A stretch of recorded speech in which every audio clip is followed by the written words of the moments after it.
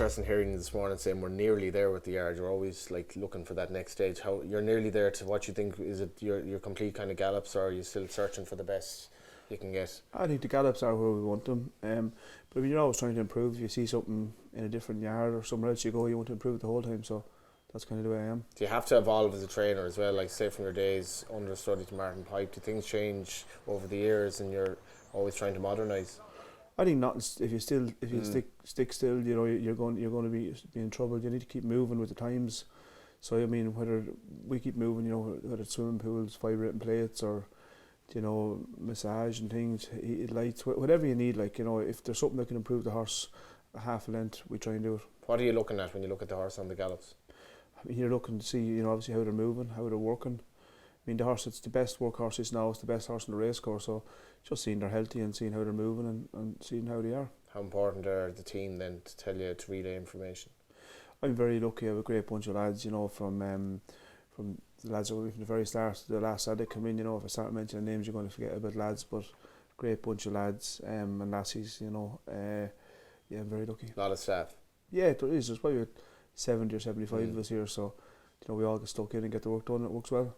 How happy are you at the moment in terms of this year? I always want more, but I'm delighted. I mean, look, we're having a great season again. I aim for 100 winners every year. I think we've 5 or 6 grade 1 winners trained this year already, so I'm very, very happy. Look, I always want more. The Christmas we had was second to none. So yeah, look, hopefully we can win the DRF now and get a few winners there. Do you celebrate the winners the same, or as you get older do you kind of think, oh, like, you know, don't get ahead of ourselves here? I know, definitely a lot quieter than we used to be honest. Is that just age? Or? I think age, maybe, you know, you're so much busy and you know, you're so much more of a public eye now, you know, you just can't, you know. I mean, I think after DRF, I think I was about at 9:30 that night, the last night. So it's, you know, that's mad. Times have changed, but I mean, it's 4 days of hard going, you know, a lot of pressure and I suppose a lot of relief as well. But yeah, I love it and it's great. Where does that pressure come from then? Is it from everything like owners, the fact that you've all these good horses, or is it internal pressure kind of? You put it on yourself. I mean, if you haven't got pressure and you don't want to be training winners and be the best, you shouldn't be doing it. But I mean, unfortunately, you know, things always don't go right, whether, you know, you have a good run or a bad run with horses, or, you know, you might have a winner, but then you've got another horse in the same race that runs a bit disappointing. So you know, there's always ups and downs. Will you rest?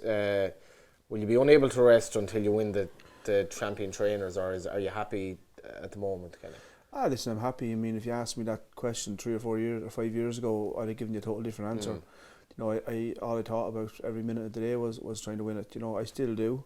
It's one of my dreams in life, and something I want to do is be champion trainer. But unfortunately, you know, Willie just has that much ammunition, and he's the man he is. You know, he's a different machine. You know. But we keep trying. I think we've been second to him 13 times now.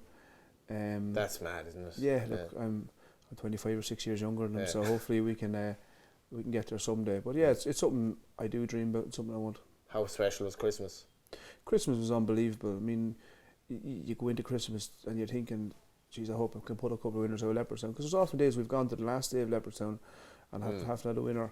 So to get off with a winner straight away and just everything bounced right, horses ran great, jockeys are riding out their skin.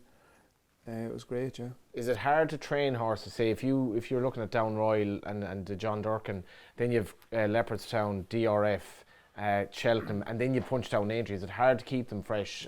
I mean, look, that's your job. That's what you do. I mean, I think we're a lot luckier this year. We probably have a lot more horses of that calibre than we had over the last 2 or 3 years.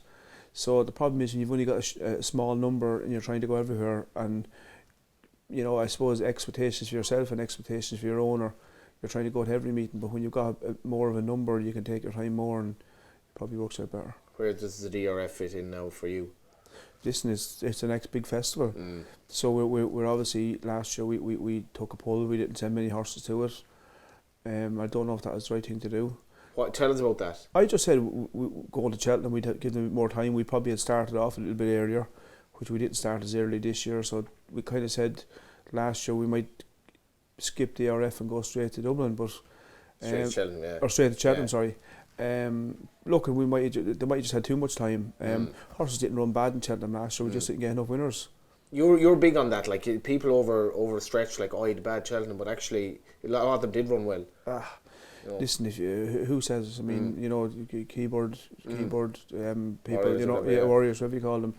I mean, listen, every day I don't have a winner, I think about, could I do something different, have a winner? Why didn't I have a winner?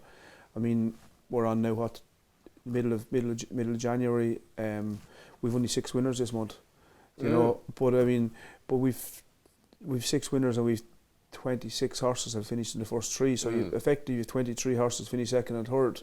4 or 5 of them had won, you'd be bang where you want to be, But I mean, when you run your A team and probably your B team at Christmas, you're going to be a little bit lighter into January. When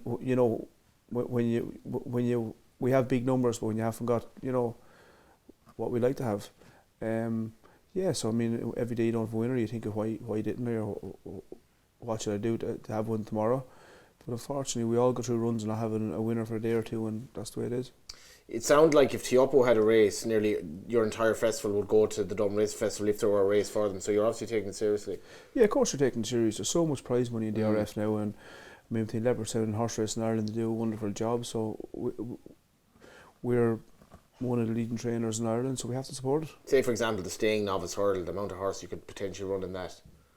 Yeah, if we wanted, we could run 5 or 6, but I mean, again, everyone wants to go to Cheltenham, but the prize money in DRF, is, it's unbelievable. And all the grade ones. Yeah, but never mind the grade ones, even the handicaps. DRF have the prize money, so it has to be taken serious. And it's interesting saying about the handicap as well. All people looking for these well handicapped horses, when realistically they're just in handicaps now and they're that level. I mean, we've won a lot of big handicaps over the years. Maybe arguably maybe or long distance ones, and they're horses that have ran well all through their novice season and done everything. And I find a lot of them horses that win them big good staying handicaps, they've had probably grade 2, grade 3 form as novices, so they're not the ones that have really boxed clever. I mean, you look at Paddy Power this year, we were first and second, and them horses ran in most handicaps for the last year and a half. Yeah, the big ones for Leopardstown then. Romeo Coolio has the 2 options, and what did you make from him at Christmas? Thought he was good, thought he was very gutsy. Thought he'd have learned a lot from it. Jack said, first thing he said when he came in, he'd have learned a lot from today.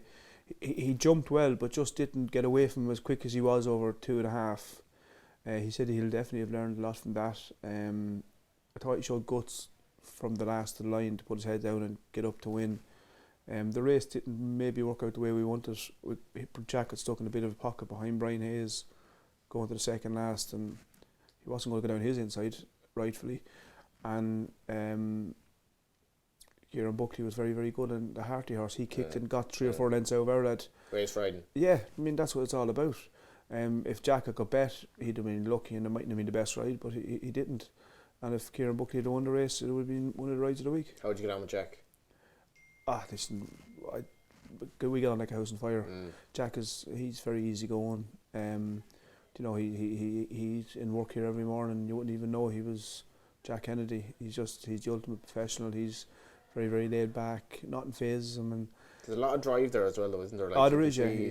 He's unassuming. He doesn't say much, but he's good. Well, listen, we get on very, very well. We're friends. He's with me since he's 15 or 16 years of age. He's a good fella, and I'm lucky to have him. Maybe El Cairos mightn't go, but between him and Ballyfad, you've serious novice hurdlers, and El Cairos, as you're saying, is working well. He's working very well. To be honest, I'm half time with maybe going for a maiden hurdle with him and then onto the Supreme Novice. Don't overface him at the moment. I'm not worried about is he good enough. I just feel if he went for a grade 1 like that and he went down and was slow over the first 1 or 2, the race could be over. I'd love to go and have a good experience in a maiden hurdle and then onto the Supreme Novice. How good is he, do you think? Or? I think he's good. He's very fast. He done 2 bits of work before he ran in Leopardstown at Christmas, and you kind of like he works that quick. Like he's that fast. Like you'd be thinking, is he born in glory? But what he showed us in Leopardstown, he showed that he looks the real thing. Just the juvenile hurdlers as well.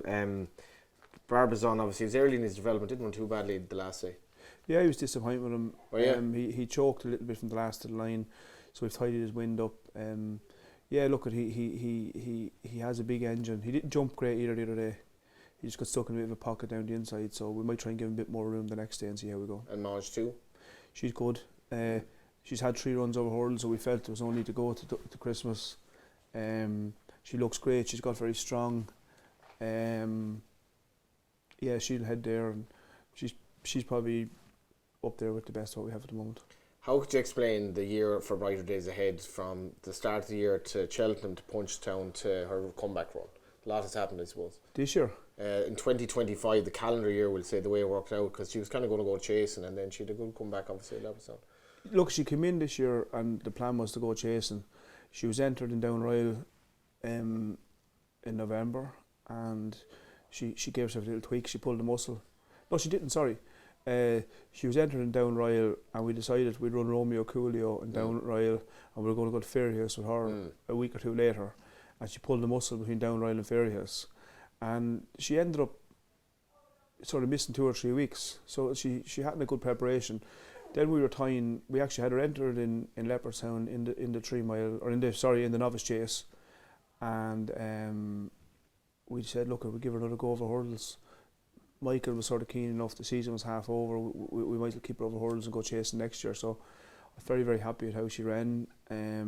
Lassie Mount obviously is a super mare, so she is, and she'll be very hard beat the next day. But our mare has improved. She's in very, very good form. I couldn't be happier with her. Jack Rudder worked the other morning. He's very, very happy. Shane McCann rides her every day, and he's happy. But like, Lassie Mount is very, very good. Have you lost any faith in her, would you say? No. No. I mean, look, I think her run in Leopardstown the other day showed that she's right back where we want her. Obviously, you get a little bit disappointed when, you know, things just don't go right. But that's racehorses. You know, that's the ups and downs, and that's the good thing about training them. Just looking at some of the others, then you've a nice team of bumper horse actually as well. We've a lot of nice young horses, yeah.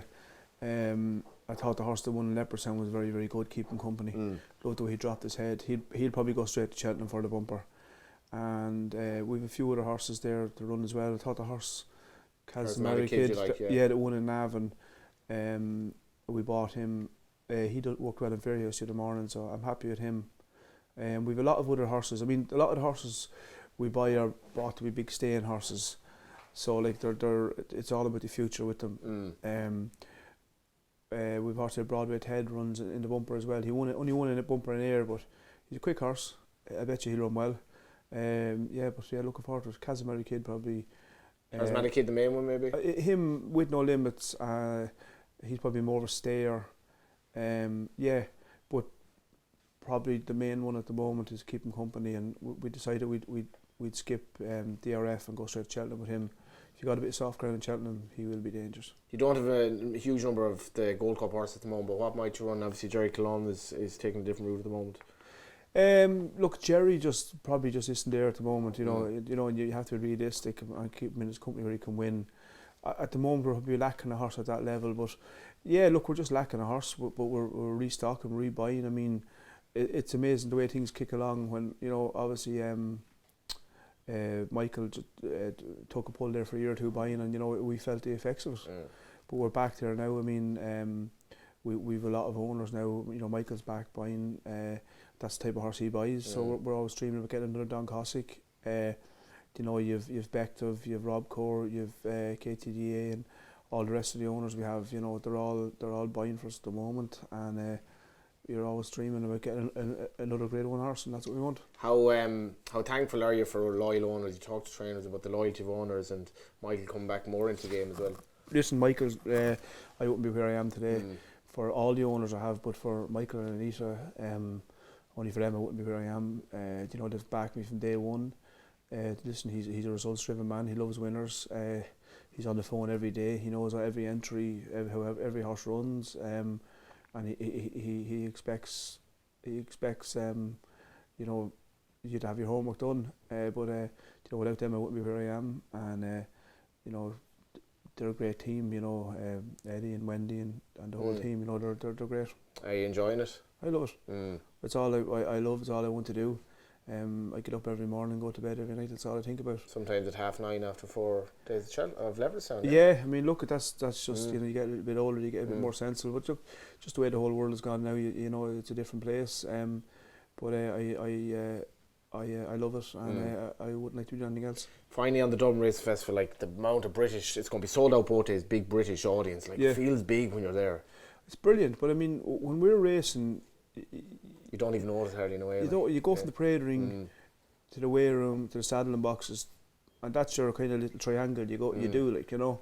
But yeah, I mean, look, there's a massive buzz with Leopardstown. You know, as I said earlier on, Leopardstown and Horse Racing Ireland are doing a wonderful job. I mean, not everyone, but a lot of people you talk to from the UK are coming over. I've even spoken to people from America are talking about coming over. Tell us about that, yeah. Yeah, just you know, people I know in America are talking about coming over. It's great 2 days. I mean, you've so much to tap into. If you're got a good weekend away, like, you know, you've 15 minutes from Dublin. I mean, you can stay in on either good 5-star hotels, which are within a half an hour. There's 3 or 4 5-star hotels. You know, it's a good market for it.